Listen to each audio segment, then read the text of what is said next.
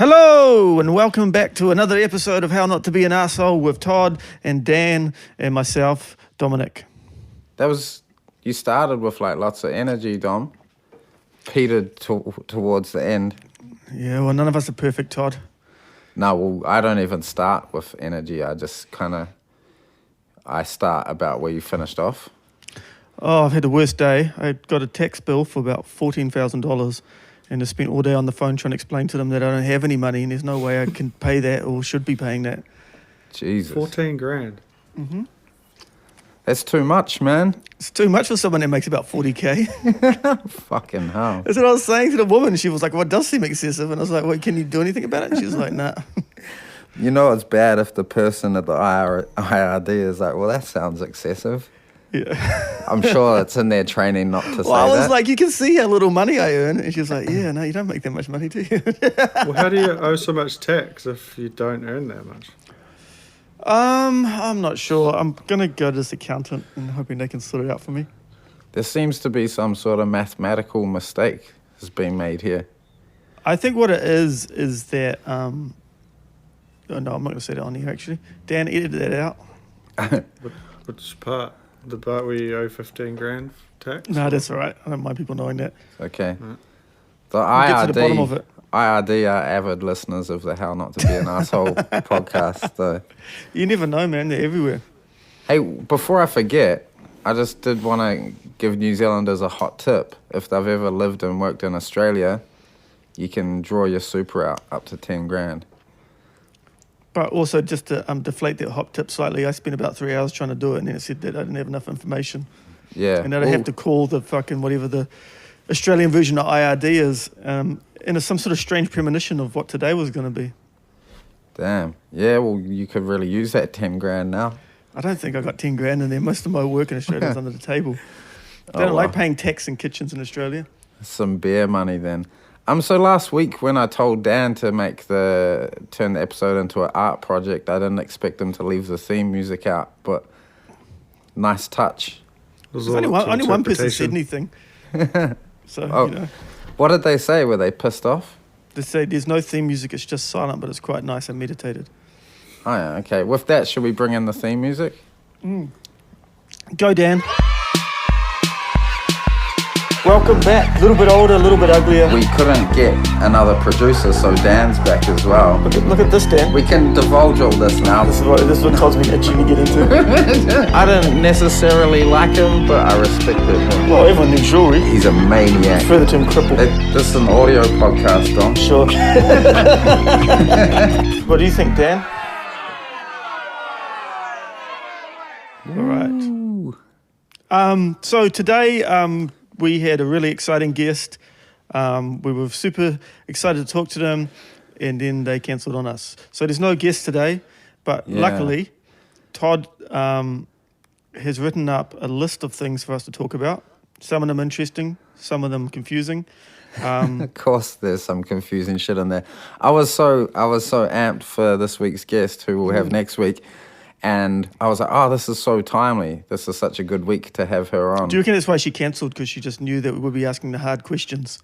Yeah, well, we have a reputation. I think we're building a reputation of, Professionalism.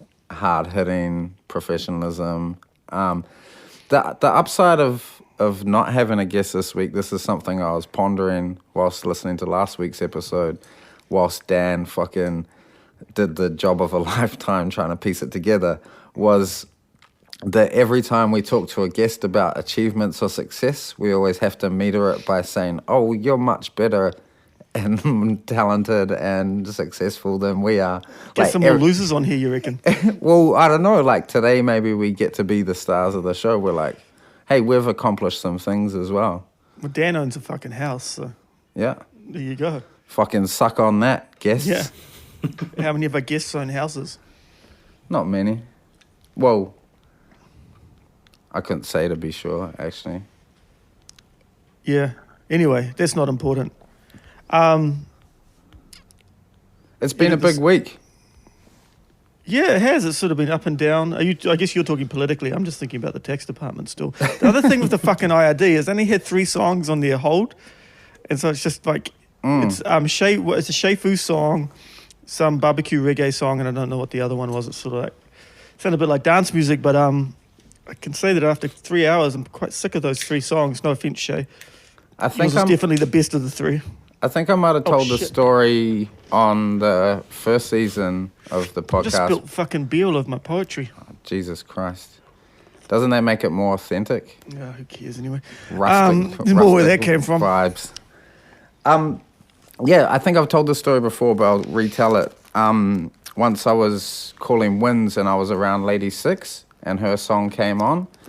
And then I told her, I was like, listen to this, it's Winds hold music. And she was like, yeah, I was having to call them heaps a while ago and my music was playing and then they wouldn't give me any money or assistance. I was like, ah. We should try and get Lady Yeah. and Shay on, not at the same time, but as potential guests. That's a fucking great idea. Dan, can you make a note of that? Yep. He's not doing it, I can tell you. Dan- He's I just, am. he's not. He's just fucking tapping the desk like he's just typing. I'm Dan- wise to your tricks, you fucking prick. Dan's notepad is just brimming with your No, you know what he requests does? and- I've seen him because he used to do it when we used to do it live. Is he just sort of writes "Get fucked, Dominic" in the thing and pretends that he's writing down my notes. Okay, there's a whole book. that Nothing just gets past me, Dan. When Just because you own a fucking Uber doesn't mean you're better than me. when they finally like catch up with him for all the arson, they'll find this book that just says "Get fucked, Dominic" over and over. What does this mean? It'll be like the scene in The Shining. Yeah, beautiful. But yes, big week in New Zealand politics. All sorts of eventful stuff. The government wanted to grant the police authority to enter just anything they wanted without good reason. They didn't revoke that though, did they? Did they Yeah, just temper it? yeah. So I believe there's been some, because there was big backlash from the public. I wanted to bring this up with our guest, but I guess we can just say it now. Do you think that, you know, giving the cops guns and letting them just walk into anyone's house they want is partly due to the fact that Jacinda is from a cop family? So I saw someone say that her father's a policeman. Yeah, we talked Yeah. about that on a podcast with her, didn't we? Fuck, we might have, yeah. Pretty sure. I guess that greatly skews your perception, right? But just anyone I know or any normal person, if you start talking about increasing the breadth with which police can fucking come into your home or just anything, it's pretty terrifying to people who... Well, I think the other issue as well is like, because, you know, in some ways they do need a way that they can police whether people are following, you know, these restrictions and stuff. But what people don't take into account, or maybe they do and they just don't care, is that the cops always abuse their power. So if you give them this much power, then they'll go this far. Because they still go into people's houses without warrants. I mean, like I was talking to my mum about it, and she was like, oh, they always used to come into our house without a warrant. You know what I mean? And I'm sure, you know, like we've all experienced that. But obviously once you give them that power, then what's the next step after that? It's the same with the guns thing, you know what I mean? It's sort of like... Yeah. I think in relation to, like, COVID response, that... Is my hair doing something crazy? It is. Yeah, you look like a fucking Like a wild fucking man. owl or something. We should start Graying putting out, owl. Start putting out video, because you do very much resemble an owl tonight. But so I think, and things like that, you know, the more allowance to police breeds into these ideas, or the, you know, suspicion and paranoia people were having that are fueling a lot of these conspiracies. And I really feel like I don't have a solution, obviously. That's why I'm sitting in my garage podcasting.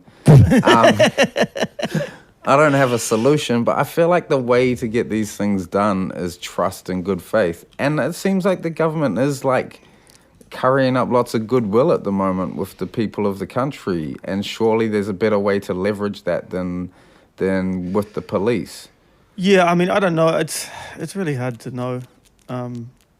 I mean, yeah, but letting the police fucking... I don't know. Because I was talking to someone else about this, and I won't say who because, you know, whatever, but... And they're quite anti-police and they've had a fucking crazy life as well, but they were just saying, well, what are you going to do, though, when there is massive amounts of gun crime, and what are you going to do when people are flaunting these laws? And and I didn't really have an answer to it. Yeah. You know, and so it is tricky, but at the end of the day, if you look at the communities who are going to be massively impacted by these, I mean, you know, they're pretty much in unison saying that we don't want this, whether it's the guns, whether it's the police being able to fucking march onto maraes or go into people's houses. And I think that the government needs to listen to that, you know, because I think, you know, both Labour and National have failed, you know, marginalised people in this country time and time again, especially Māori and Pacifica. So it's yeah.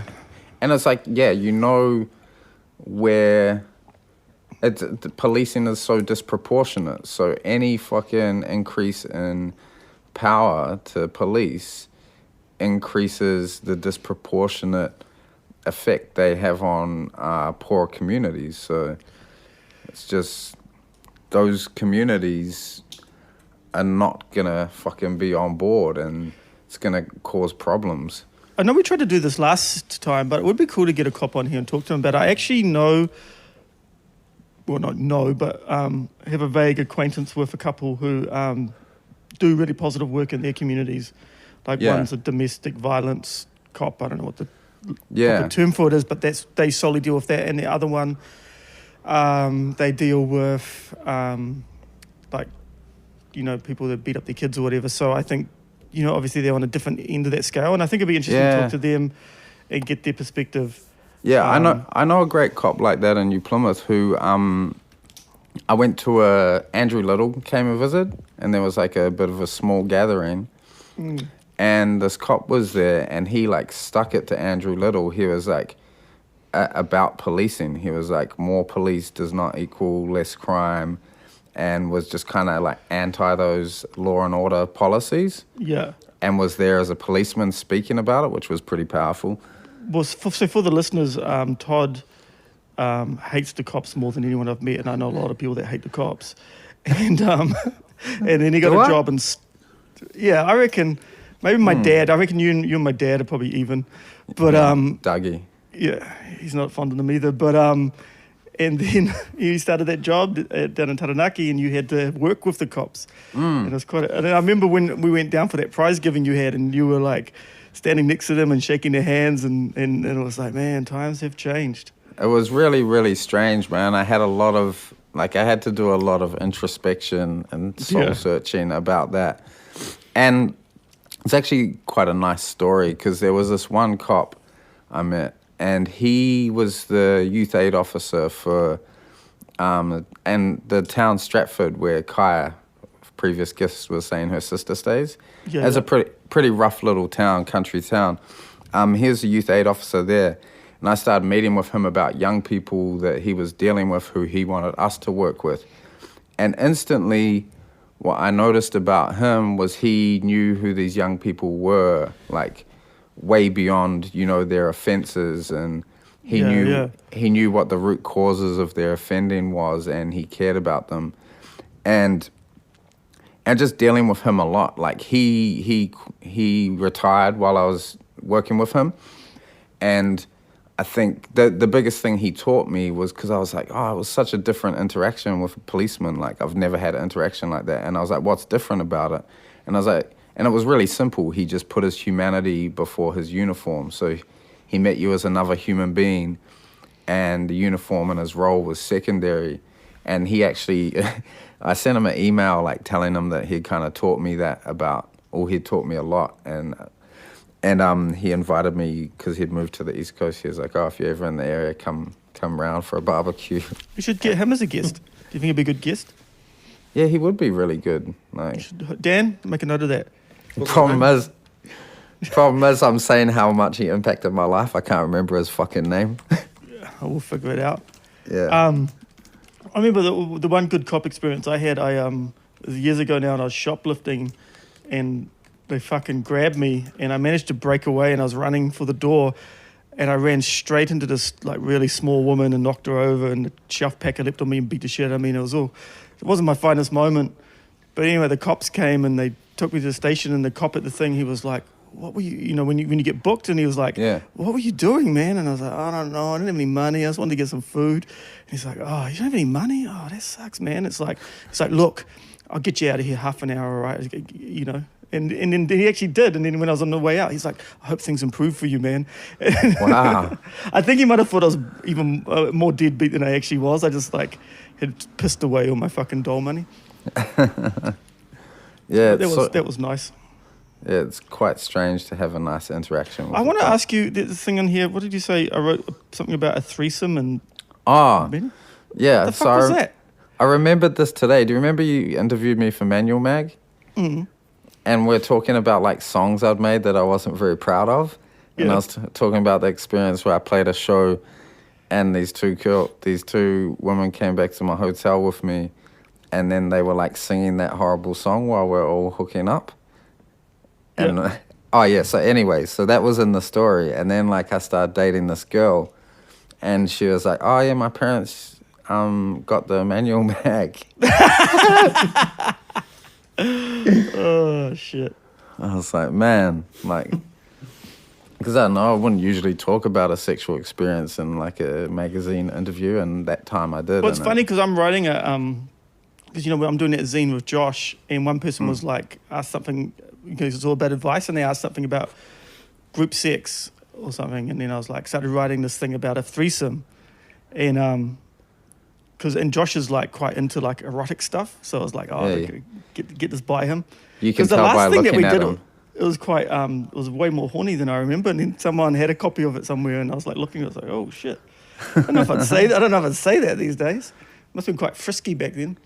Yeah, it's a weird thing to talk about publicly, which it shouldn't be, right? Well, but it's especially as a man, though. I think that there's, you know, obviously, it's really hard to talk about sex in any way and not just sound like a fucking moron. Yeah.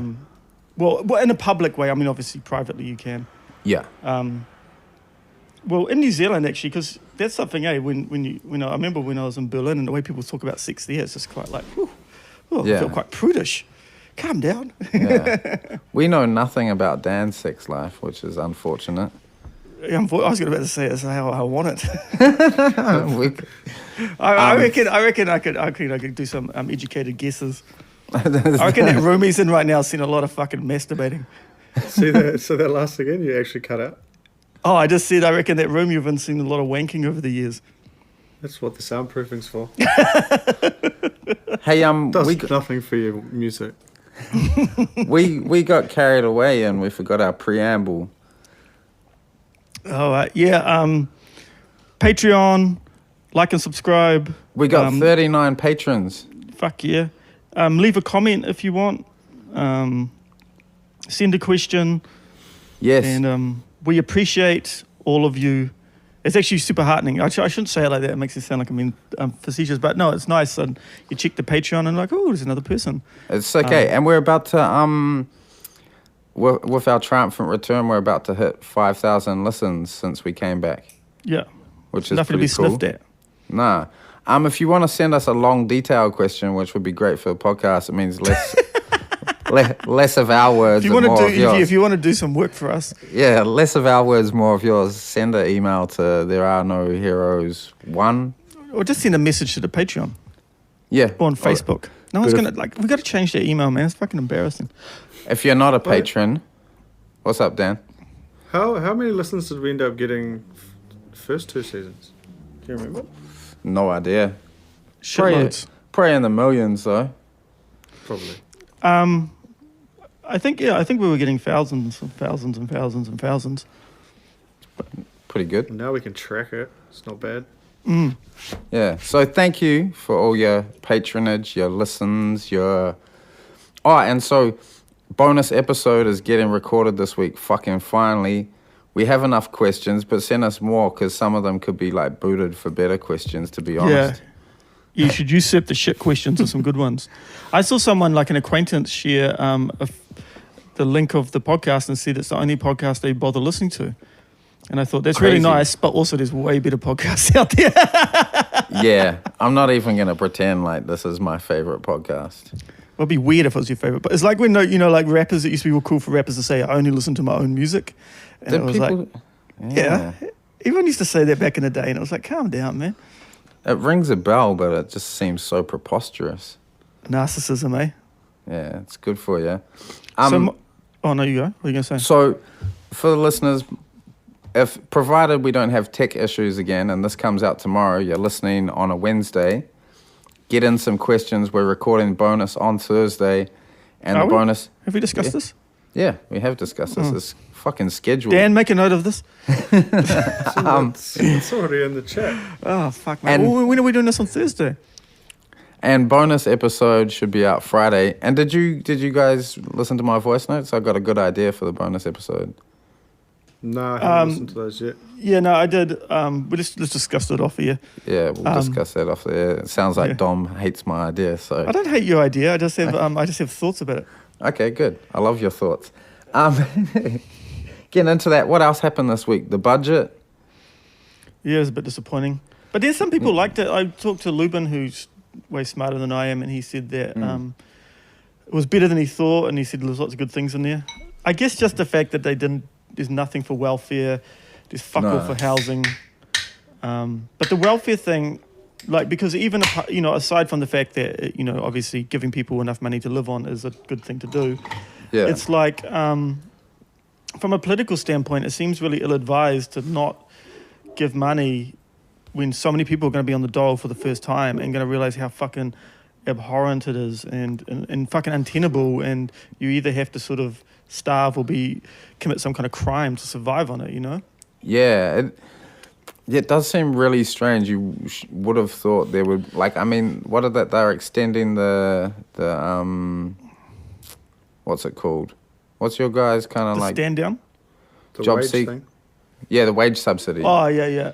Yeah, So so that- I guess they don't want people to fucking, because you imagine if you'd never been on the dole before and you'd had kind of half decent jobs, and suddenly you're like, turn up there, they make you go on that fucking that seminar thing. So I guess for the listeners that have been lucky enough not to go on the dole, there's probably not many of you, but they make you do this thing where you go in this seminar and you're in this room full of people and everyone's fucking miserable. And it doesn't matter if you were on the dole 6 months before and you got off, you got to do the seminar again before you're allowed to even get processed. And so you still might get rejected after that as well. And it's just like the most depressing thing. And they're saying shit like, if you were earning minimum wage, you'd be getting $100 more than a dole. And it's like, yeah, but then I got to turn up somewhere and fucking pack boxes or something. You know what I mean? It's just my last seminar, the guy did the math. So, it was extra patronizing because he was like, so say you only get a job on the minimum wage and you work 40 hours a week. After tax, you'll be taking home $324 a week. And he was saying it like we should be excited. And I just turned to the woman with her Sharkies still on next to me and kind of just sighed. I was like, this is some fucking rock bottom shit, man. I've been in fucking jail. I'd rather be back in jail than in the WINS seminar. Fuck, the worst was that course they make you do if you've been on the dole for too long. And I used to manage to get out of it. I'd be like, oh, I've actually got 1 day's work. And then you'd, Yeah. get out of doing it. Take But one a time hit. they were like, nah, you got to do it. And it's 6 weeks long. And fuck, it was just the most punishing shit, man. It was just like, go to this really just fucking barren office. It's got all these those sort of positive affirmation posters on the wall that don't really make sense. It's got a koala saying, get a job, you can do it. And they tried to get us to get our learner's license, and every single person in the course failed it. And it's just like... Do you reckon, you know how Simon Bridges is a believer? Do you think he thinks Hell is just a continuous WINS seminar? Oh, man. That's probably, apart from having scurvy, is the worst thing that's happened to me. Speaking of oppressive foyers and institutional buildings, and what do they call it now? Oranga Tamariki. Mm-hmm. And their foyers, they'll have all these pictures of happy kids and and slogans saying how important children are. And then I'm going in there to say to them, hey, this child on your caseload is in danger in their home and you guys need to do something about it. And they're like, oh, we can't do anything. That's the kind of MO, right? Yeah, we can't do anything. Yeah, that's his slogan. So Imagine if so you go. If slogans were way more honest, what would our slogan be? An okay sometimes podcast. Yeah. shitty virtual friends. Yeah, what's crazy of OT though, how it's like, and I think that's another massive failing of Labour, right? Is that they changed the name, they gave it a Māori name and gave it way more money, but nothing seems to have changed. They're still stealing people's kids. They're still just being fucking useless. And again, it's the same as the cops. I'm sure that being a social worker would be a really hard, almost impossible job. And and there are definitely people that are doing it that are amazing. But in general, my dealings with them, it's not been good. Yeah, because I've also done a lot of worked a lot with their social workers, and it is in your words, pool of malingerers, generally speaking. But there is the odd good egg. And once again, what a pleasant surprise when you encounter one of them. Very refreshing. Yeah, hard out. But you also got to wonder too how much of that is people who've been doing that job for a long time, came in with good intentions, and then are just I can't actually fucking help no one here. Yeah, yeah, it's funny. I thought that I wanted to be a social worker when I was younger. I was looking at courses and stuff. And then you can be, but you just don't work for. I don't want to be. But you just don't work for fucking OT. Yeah, but I think even what we do as youth workers, we're in a pretty privileged position that we get to swoop in and be the sort of fun people that come and do cool shit and leave. Whereas I think if you're a social worker, you know what I mean, you got to deal with that so much more full on. And yeah, but I guess that's what you're doing at Start though, right? Yeah. I've done the pointy end youth work, where it's really intense and if you actually give a fuck about it, you've got the energy and you'll push back against bureaucracy and you'll fight it, and you kind of, I don't know, I can't imagine ever giving up or just kind of. Yeah. I can't picture that because it matters too much if you really give a fuck about who you're working with. I guess I just feel how I can be more of a benefit is by offering those things that we do, whereas I think, I'm not the most diplomatic person, so putting me in a situation where I'm dealing with bureaucracy is probably not good for anyone. Yeah. I guess that was a learning curve for me as well, because not my strong point either. See, Dan, you're very diplomatic. Definitely. Maybe you should go work at OT, or maybe get a job at WINS. You could be a case manager. Oh my God. I did a show a while ago now because I was doing that WINS poem I got. So I've got a poem for the listeners. I've got a poem that's called "There's No Such Good, No Losers at WINS," and it's talking about how there's no such thing as a good WINS leader. And I did it, and then afterwards this guy comes up to me and he goes, "Oh, hey man, I'm actually a WINS caseworker." And I was like, "Oh fuck!" And he was like, "You really just hit the nail on the head," and there's a real positive about it. Oh, yeah, that's good. It's kind of like that time I told that dude Lazarus who was shit at making music, and he was real nice about it. Who? Lazarus. You don't remember him? He was Context. He was this guy that came out. Didn't he come out with one or two songs, and they kind of got industry support, so they're all New Zealand on the Air gave him all this money. Yeah, they're all on your TV and shit. And then just vanished. Whereas me and fucking Muggins here been making music, couldn't get a grant. Fucking playing hard. Shitty shows to shitty crowds. Hard times. Back to the budget. There was $1.7 billion for the Defence Force and for a fleet of Hercules airplanes, which befuddled me a great deal. So today I Googled, I was like, why does New Zealand have a Defence Force? What I discovered was it was largely for disaster response, humanitarian relief exercises. But still, 1.7 billion seems like a lot of money. Yes, it does. Do we need new Hercules planes? I don't know. I don't really know much about it. Yeah, I mean, it seems very token gesture for us to even have a military because, A, no one really gives a fuck about New Zealand, and if they did, they could just walk in here and what are we going to do, you know what I mean? Well, the same article, because it went through all the reasons why we have a Defence Force. I knew there'd be a fucking article on it too, because someone needed to explain. And then the last reason was like military exercises. And then it went on to say that the dropping the number of New Zealand military we have in Afghanistan from 13 to 11. So 2 people get to come home. Yeah, I'm sure like that 5% of our military will be sorely missed there. Yeah, I don't know. I'm sure part of it is currying favour with America or whoever that we're buying those machines off, you know what I mean? Or those weapons off.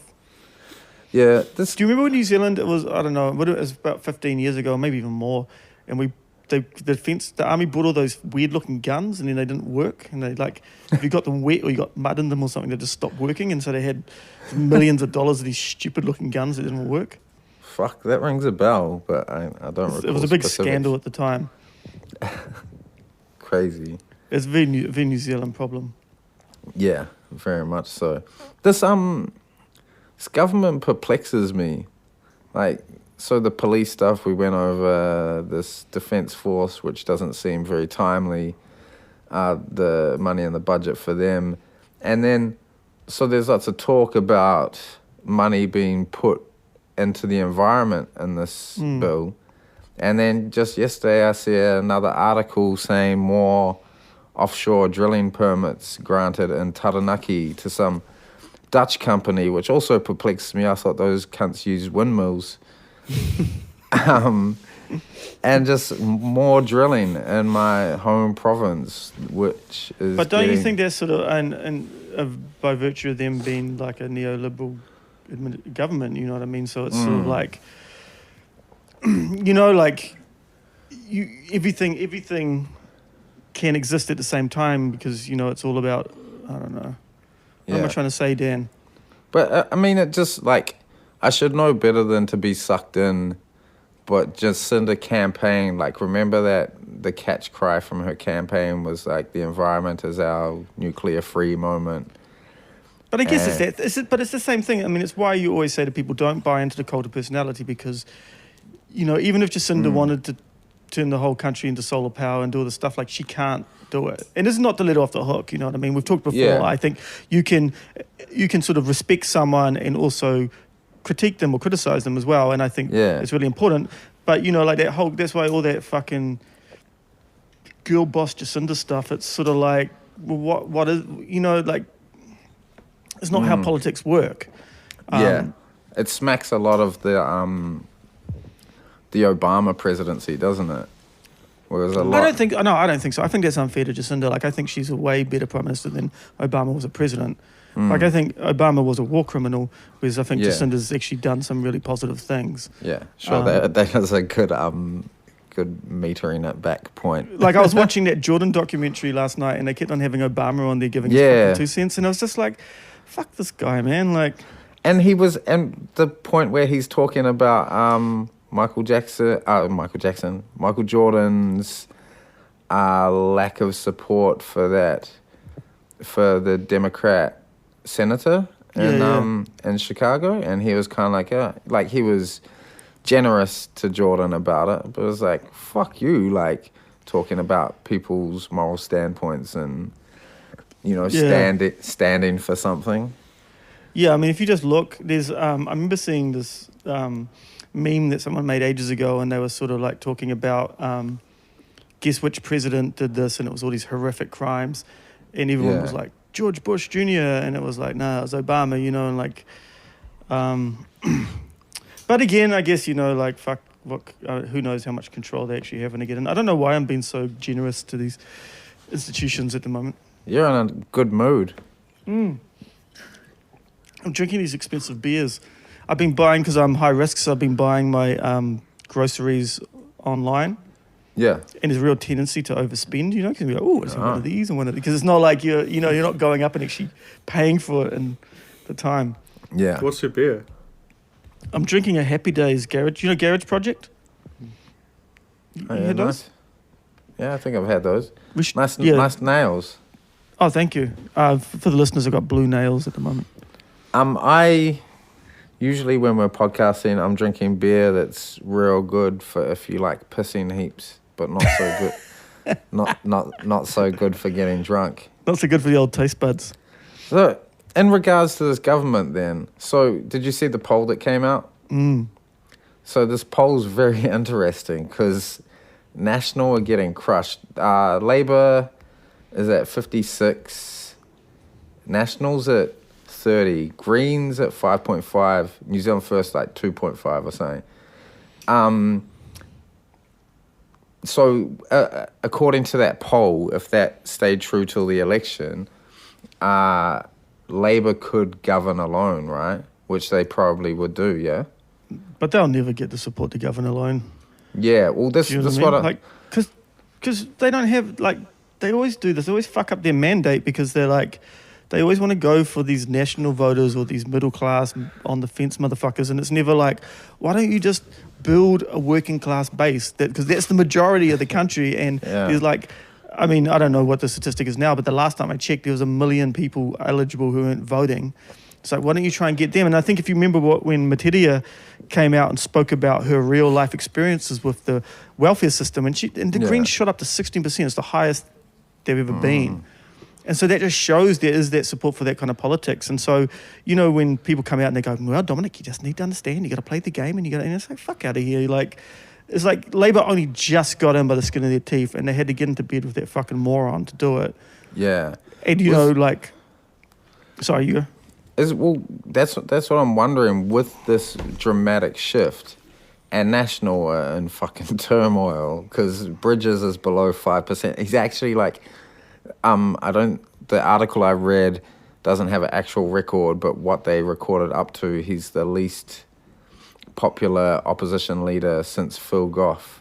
The least popular opposition leader since recording in the 90s of polls. But I wonder, is there an opportunity for the Greens to eat up some of that support that's wavering? I mean, again, like, I don't know.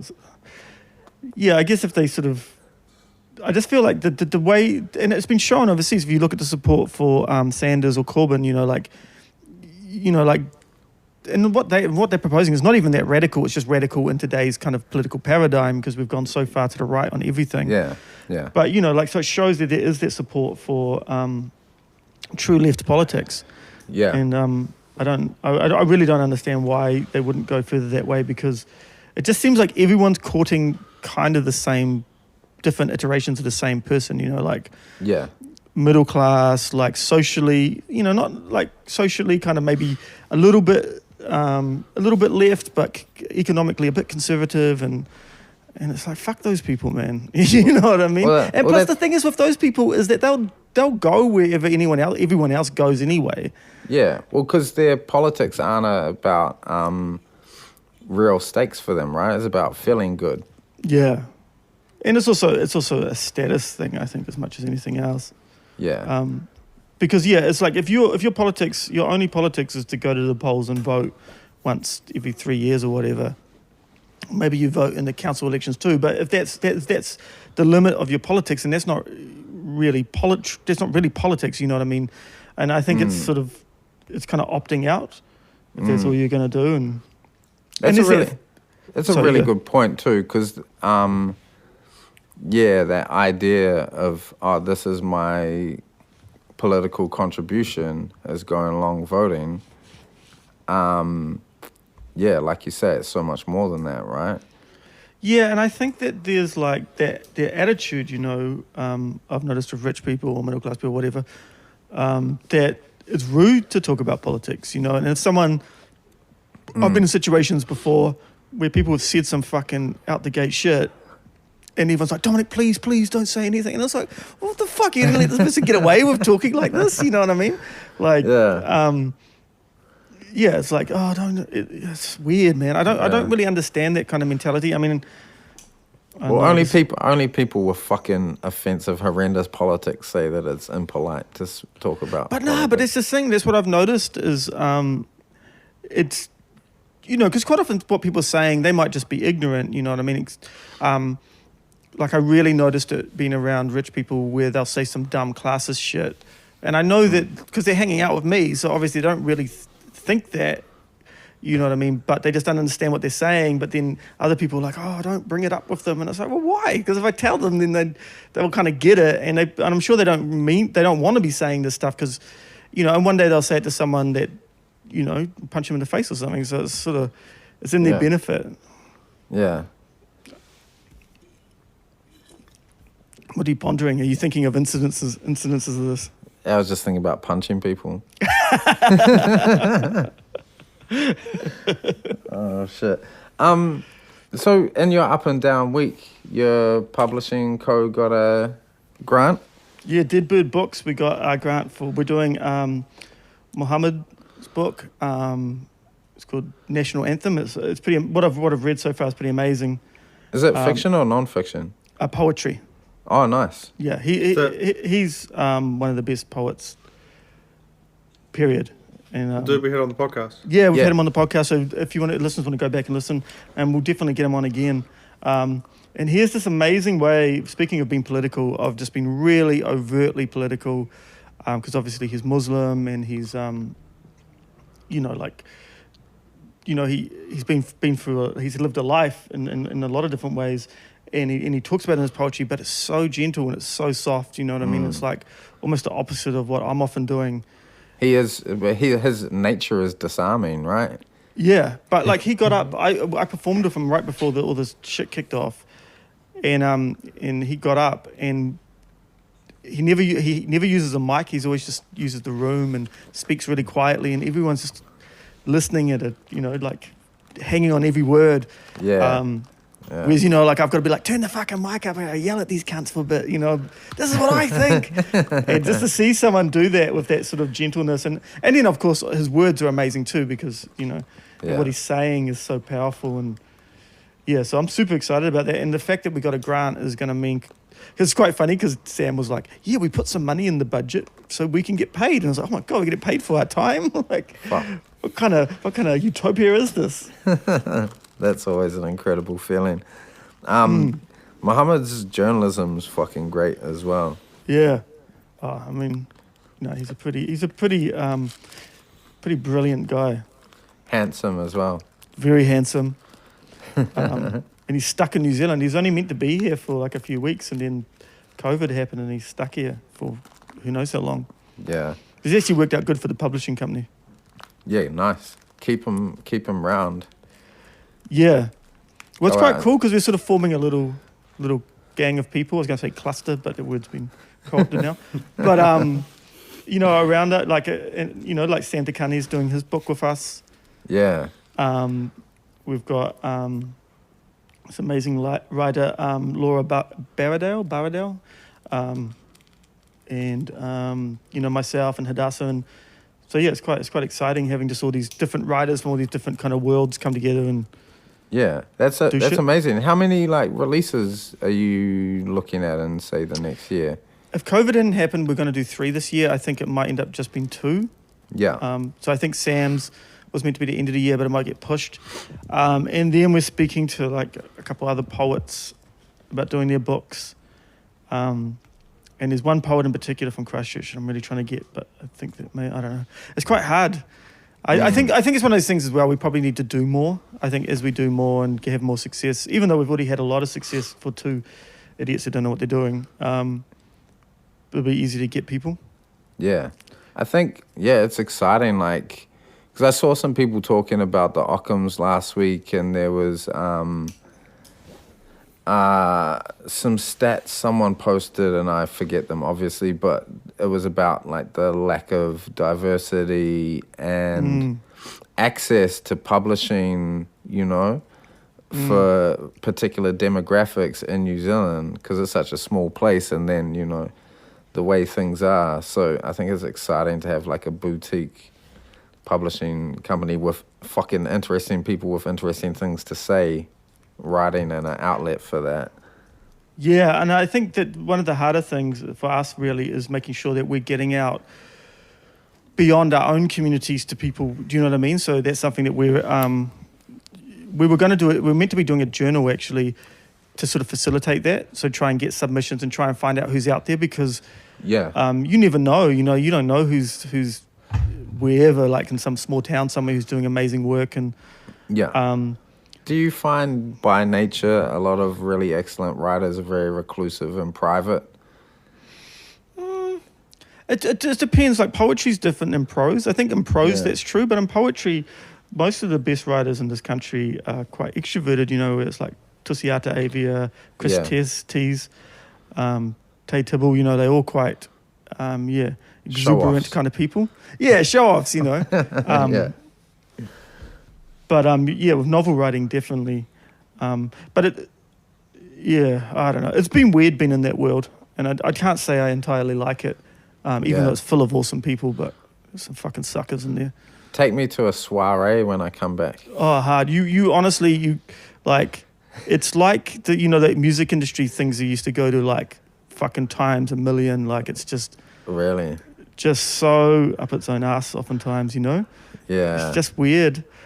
And I guess in imagine. some ways it's nice because, you're like, oh, this is this nice sort of gentle, soft thing that everyone gets to swan around at, and that's cool. And everyone likes swanning around and getting high fives. But I guess it's like the whole time you're there, you're like, man, this is so fucking inaccessible. And I think the issue is that, like you say, this country's so small that why don't we bring everyone that's doing shit in and have them, all Yeah, together? yeah. And I think that's what was good about the hip hop scene when we were part of it, and I'm sure it's probably still true, is that Yeah. kind of everyone was invited, so it meant that we could have an actual scene. Yeah. Well, and it didn't have it didn't really have like gatekeepers who were reluctant to accept like, new blood. Yeah. Like it was a pretty open scene. I think and on the contrary to that, when I came to Australia and saw the rap scene here, that's what it was. Like it was all these like middle-aged white dudes rapping about boring shit. About barbecues. Yeah, and they were like real reluctant to accept new communities into that scene or like share anything with them. Very much the way it seemed to me, which is some bullshit. Speaking of publishing, do you guys know who A24 is? No, I saw you put that on the thing. What is that? The movie? Yeah, the film. Yeah. Film production company. So I just got put on the weekend because I was discussing, I think, The Lighthouse and The Witch with this guy who obviously watched a lot of films because he's seen everything. Yeah. And he was like, yeah, all A24 films are worth watching. And I was like, oh, what else have they done? He was like, Uncut Gems. What else? They've done so many. But I just went to the Wikipedia and got their filmography, and I've just started downloading movies. Started stealing all their films. Yeah, Thanks, no idea. A24. No idea what they are, but I'll just download it and watch it, and I haven't fucking had a shitter yet. One was about bestiality, which was choice. What was that? It's called The Death of Dick Long. Yeah, no, I saw that one. You saw that? Yeah. It's Stealing people's films. It's like when you used to get in people's car back in the day, and then they'd be like, hey, I got your CD, and they'd hold up a burnt CD. It's just like, oh, cool, bro. Yeah. I think, yeah, I remember coming to a point where I was like, oh, that's right, I should just encourage people to steal my music because that's good for me. Well, I'm with film, though. I wish that there was Yeah. a site you could go to and just be like, pay $5 a film or whatever. And I would happily do that. It's like, You can do that on YouTube. not really, though. Like, they don't often have stuff. And All right. because I was looking for, like, I was trying to watch X-Files again, and you can't Yeah. download it. There's no torrents. And I was like, is there just somewhere I can just pay for this? Why do you want to watch X-Files again? I don't know. Why not? David Duchovny. I don't know. So, yeah, I guess this A24 thing's been my solution to... I watched The Sopranos, I watched The Wire, and I don't Yeah. want to do another series now. I feel like it'll just be disappointing. So, What about Treme? yeah, I didn't vibe heaps with Treme the first time I watched it. Maybe I would now. I really like it. Yeah, I think maybe I was just kind of... I think that was the first one I watched after The Wire. Yeah. So I was like real high, and I wanted The Wire again. You watched Generation Kill, right? Yeah, I liked that one. So I watched that after Treme and Generation Kill. I was like, that's fucking good. I'm actually reading a book at the moment called Cherry, which is about a guy that goes to gets sent to Afghanistan. Or no, he chooses to go there. He enlists. It's just him talking about it and taking drugs and just like the whole time he's saying like, you know, everyone were pretending to be hard, but no one was hard, and they get in this firefight and they end up shooting at their own guys, and they're shooting back at them, and the people that were shooting at them just leave, and you know, it's really good. It's one of the better things I've read in years, actually. True story. I think it's like, you know, semi-autobiographical. But the dude who wrote it, he's in prison. Like, he wrote the book in prison. He's still there. He's on like serving an 11-year sentence for armed robbery. Damn. I don't know if you saw in my notes, but I'm looking at your notes right now. Yeah, cool. So, back on the A24 thing, I watched this movie last night called Waves. Have you seen that? Oh, no, is that good? I've been meaning to watch that. Yeah, super affecting. And then I was like, I wanted to ask you guys what... who's in Waves? I think I've seen it. There's this guy I recognize from other stuff, but that's as good as I can give you. But it was real affecting. It was real, a bit of a traumatic watch, but well worth watching. But then I was like, what's some real affecting art that you guys have ingested recently, or... Well, just the song that I really like. It's called by Pauline Anastrom, and it's called "Rain on Ancient Keys." Okay, it's fucking awesome, Dan. I'll send it to you. You should put it in the notes so the listeners can listen to it. It's kind of like ambient music.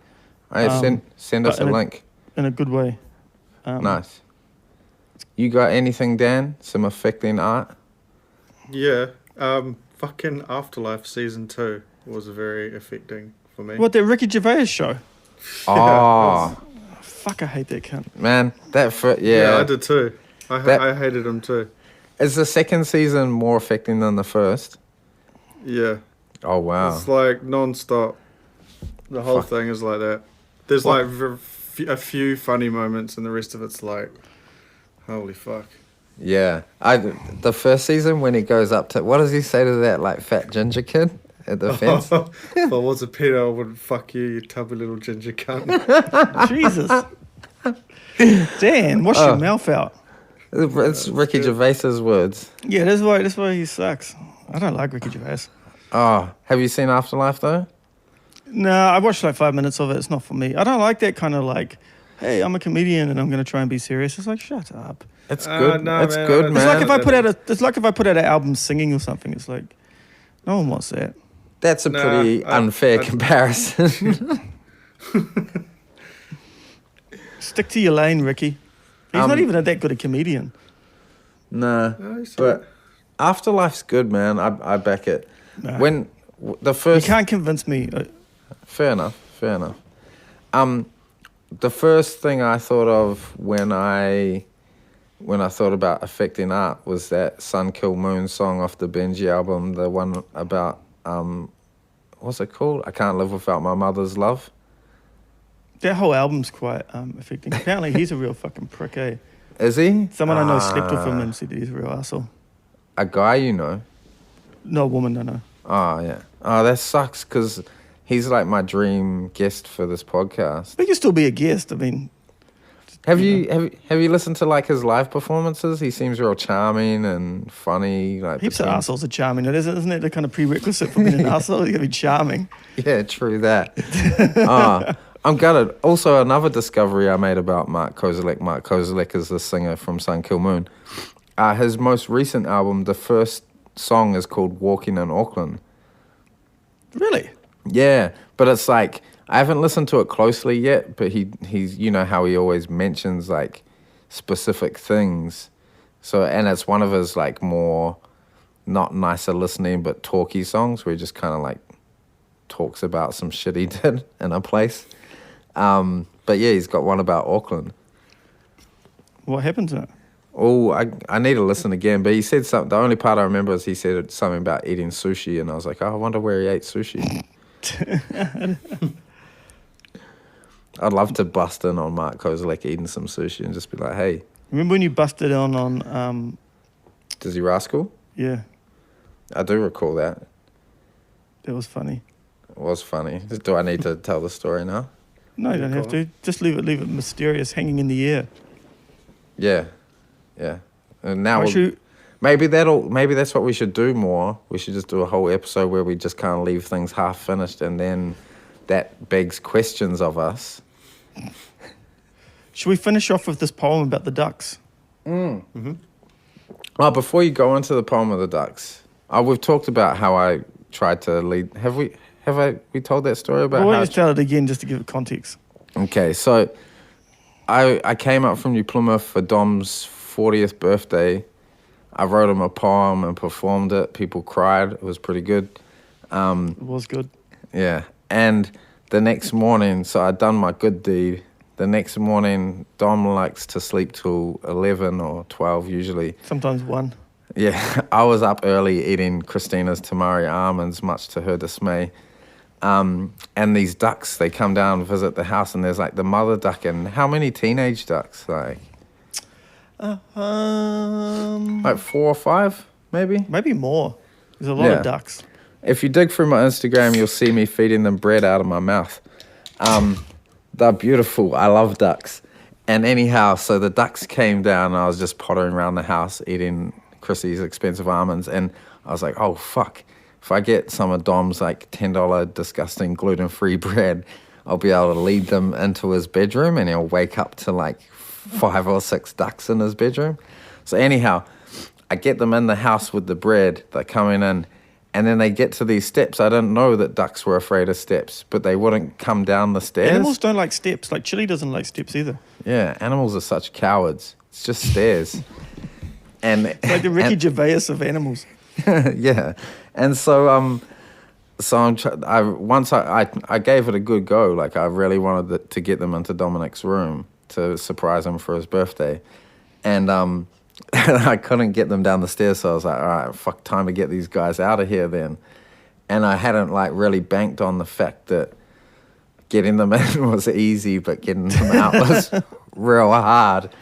And they like started flying because they started panicking when I was trying to do my best impression of a sheepdog to usher them out. And they started flying into the windows, and they'd hit the window, and like shit would come out of them upon impact.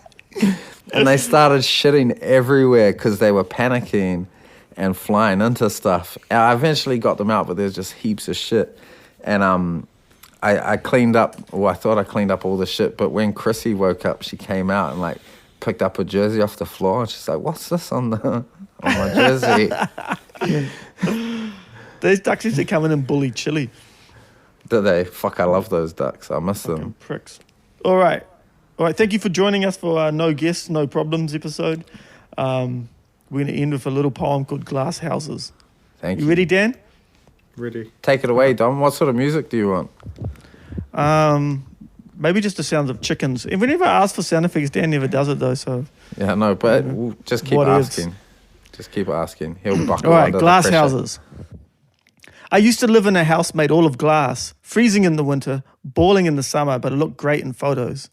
I couldn't really afford the house. Every week, automatic payments beat the shit out of my bank account. Plus, I had a $100 a week fancy bread habit.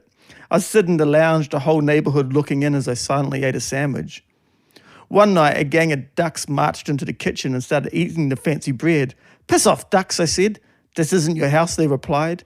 I pay all my money to live here, I told them. Then you're a fool, the ducks said in unison. Stop eating the fancy bread. All property is theft, they cried, shitting on the kitchen counter. I chased them out with a broom and then went to bed. Next morning, I walked out of my boxes and someone had written class trader on the windows and duck shit. The neighborhood watched as I cut myself a slice of fancy bread. Thank you very much.